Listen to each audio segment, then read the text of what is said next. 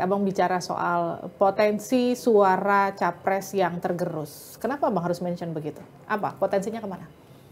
Gini loh, orang bilang ramalan, orang bilang kepentingan. Enggak, kepentingan politik nggak ramalan, sederhana saja.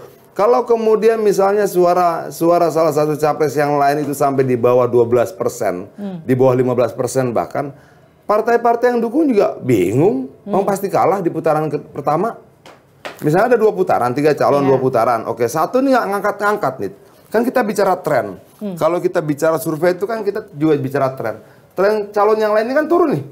Oke, kalau sampai Oktober, November dia nggak ngangkat lagi, memangnya ada yang mau dukung untuk kalah?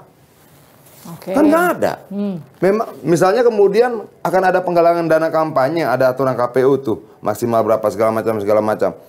Emangnya ada yang mau nyumbang buat kalah? Kan nggak akan ada. Itu logika gitu, nggak usah diperdebatkan, nggak usah ditafsirkan.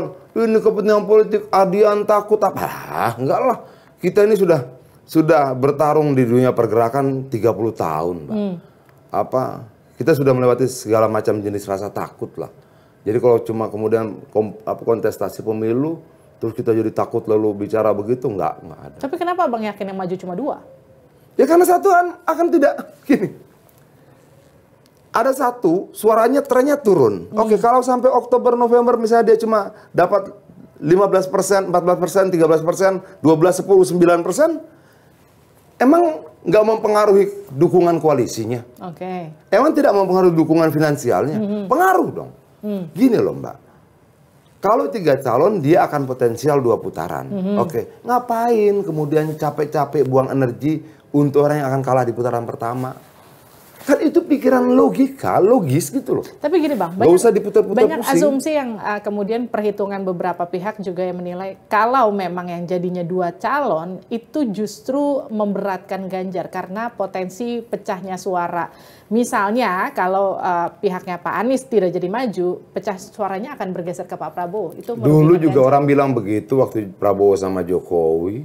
Gimana Bang? Jokowi itu kemungkinan akan kalah, banyak sekali yang seperti itu, bilang tidak.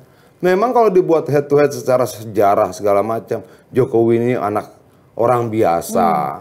Sementara kemudian Prabowo ini anaknya bengawan ekonomi katanya. Menantunya penguasa tunggal Orde Baru. Kalau kita lihat dari situ, ya Jokowi kalah.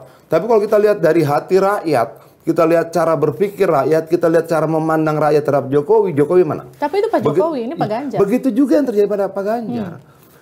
Ganjar itu siapa? Anak seorang polisi, pangkat yang biasa-biasa saja. Ganjar itu Jokowi dalam bentuk lain.